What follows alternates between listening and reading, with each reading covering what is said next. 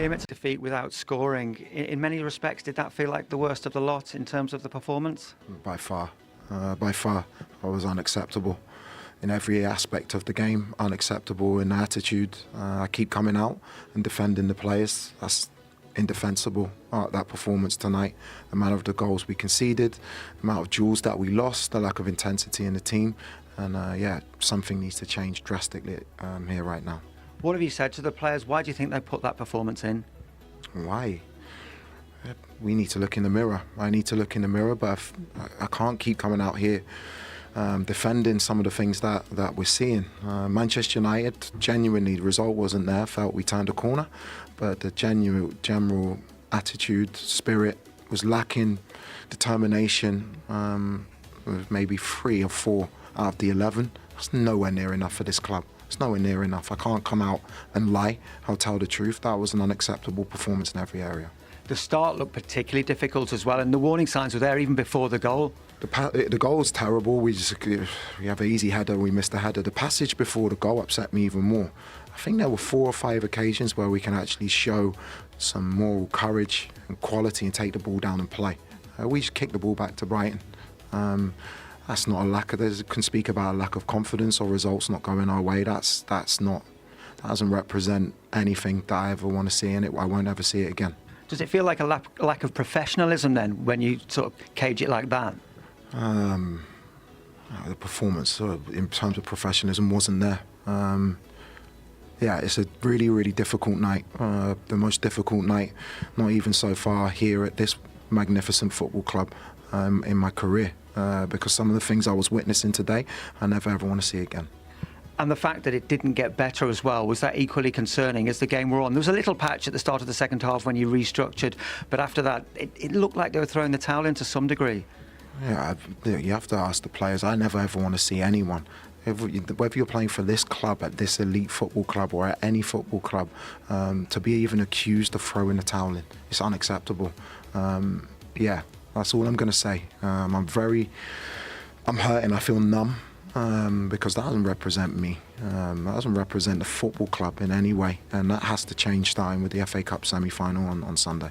If you look at the distances covered, not just in this game, but in every single Premier League game this season, Chelsea have been second to their opponents. That goes back way beyond your time here as well. Do you think that's a sign of a deeper malaise? Yeah, I don't want to go into that right now. I have my own thoughts, I have my own feelings. I've discussed in depth about how this club, regardless of who's the manager or what needs to happen at this football club, for this club to be where it needs to be. For this club to be where it needs to be. It's not about me. It's about this football club. Chelsea represents fight and spirit, determination, and that was lacking in every department this evening. You didn't seem to have too many options on the bench as well. I know Garnacho came on and made a little bit of difference for a bit, but there were 7 players who were 21 or younger. Again, this goes back before your time. Do you think that it shows the wider issues with the way the squad is structured, given how much has been spent here? We've had injuries. It's not an excuse, it's a reality. But that team that we put out today was far better in terms of its engagement to the game. And for me, I will pick a team on Sunday that represent the club in the correct manner. Does Sunday become a huge game now because you're slipping down the league and it looks like you're falling out of the European places? Does everything point to Sunday? Will that define the entire season? This was a huge game and we didn't hit the mark anywhere near. Every game between now and the end of the season is a huge game, and it needs to look like that in the way that we play. And what can be done between now and Sunday? Because it does look a squad bereft of ideas in that sense and bereft of effort. Well, that's your opinion. I have to sit with the staff. And we have to make sure we get it right for Sunday. Appreciate your time, thank you. Thank you. Brighton this evening, they got off to a great start, yes, but they showed no lack of desire to get back into the team. Yeah, really, really disappointing from Chelsea. You try and find excuses, Steve, don't you? The likes of João Pedro, the likes of Palmas, and of course your 2 top goal scorers. But there's no excuse to almost accept losing towards the end. I was watching the last 15-20 minutes. I said to you, it almost seemed like they're just accepting the fate. That's just the way the game played out. Second to every ball, just miles off it tonight. We have to give credit to Brighton though, because this is a performance they'll be very, very proud of. Yep, they knew that they was going to come up against a real vulnerable Chelsea team before a ball was kicked tonight. That's the game plan there. Let's get out, let's get intense, really come out the traps. They've done that, got a goal within 3 minutes, and then from then on they just grew and grew and grew. Like we said there, Chelsea made it easier for them on the whole this evening, but full credit to Brighton. And then now going into a real pivotal time of the season, full of confidence, scoring goals, keeping clean. And we look at these match stats and we thought maybe in the second half they might change things around. Chelsea changed the formation. They obviously made a couple of substitutions. But when you look at this, how damning is that? Yeah, hugely damning, and it tells the story of where Chelsea are at the moment. Really vulnerable, low on confidence. This is the one. This is the one for me. The distance covered. You know, I think it's been the story of their season. You know, but like we said there, when times are tough, when your back's against the wall, you need to come out. That work ethic, it has to be there. It's the only way it gets you out of it. You know, then you start building confidence and a little bit of momentum. But we can see there, you can take away. You could take out Cole Palmer, Esteval and João Pedro. You know, two of them are your top goal scorers in the Premier League, and that's going to hurt. You know, your expected goals and going forward. But you know, as a team and you're working hard, that's damaging there for me in my eyes. It's not just the result tonight, was it? It was the performance as well that went with it. I mean, you're saying about no goals. You're not going to score no goals when you have 0 shots on target. Yeah. The possession, the distance. You know, it shows that the Brighton player was just covering more distance, running a lot harder today. Like I said, you were second to everything tonight. I was excited before the game in terms of a shift of formation because I said in recent weeks it's not really been working. I thought it was even worse. I thought that they couldn't play that system. The back three, the back five just wasn't working. They started the second half, first 5-10, looked a bit more solid. Too easy to play against in terms of the goals they're conceding is far too easy. And Brighton were just so comfortable today. I bet they couldn't believe how easy and comfortable it was tonight. There's a lot of red on that page. There is. But also, when you look here at their last 114 years it's been since Chelsea have lost 5 in a row without scoring. It's really difficult to see how they're going to be able to pick up the momentum when they're on this kind of run. Yes, and momentum is the key word there. I think, you know, there was certainly positives from the Manchester United game of last in terms of them creating chances. So when you're creating chances, you feel as though you're in the right direction. Now, these are the remaining fixtures coming up. I mean, the Leeds game, this semi-final, Leeds would have loved that fixture coming out because they looked at Manchester City and gone, maybe not. Southampton, they probably expected to beat them. They come up against Chelsea. You know, they'll be watching that performance tonight going, we've got every chance of getting to an FA Cup final. And after that, Forest fighting for survival. Liverpool have still got things to prove and play for. We know the position Spurs are in and Sunderland are also flying. I look at that, guys, and I'm thinking, I don't know where they could pick points up, especially with the sort of confidence that they're in at the moment. But like you said, Leeds tonight are probably watching this thinking, we've got a wounded animal here. You know, we've got a chance in the semi-final, whereas Chelsea going into a semi-final against Leeds, no disrespect, with an opportunity to hit a final, they should be licking their lips, ready to go.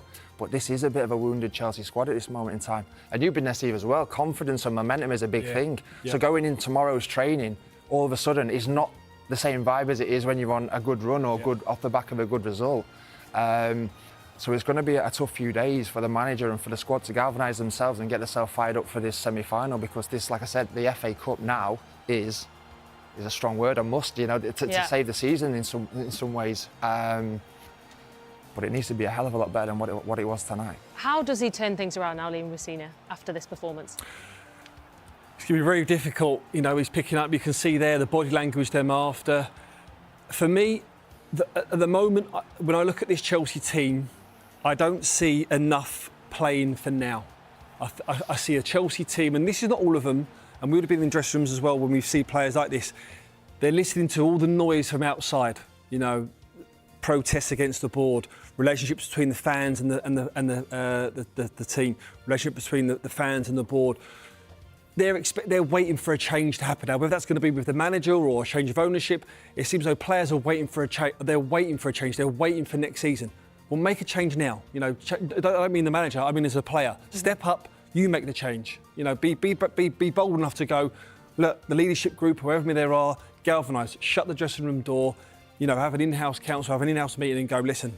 The only people that can get out of this are us. That's what the fans want to see. That's what they want to see. As a Chelsea fan myself, I look at the season and I'm going absolutely miles off where they want to be in the project that what Chelsea have got. But this is a different talking point as well, because what you've just said there is correct, and also that sometimes in difficult moments and difficult runs you rely on experience You rely on, which again has been called for in this young Chelsea squad, don't get me wrong. The bulk of this squad is very exciting, very young, and ready to obviously build for the future. But alongside that, you sprinkle in some experience, because in these tough moments, it's not just about experience on the pitch, it's about experience off the pitch. Like what Steve just said, it's about experience, like how's Liam going to turn this around?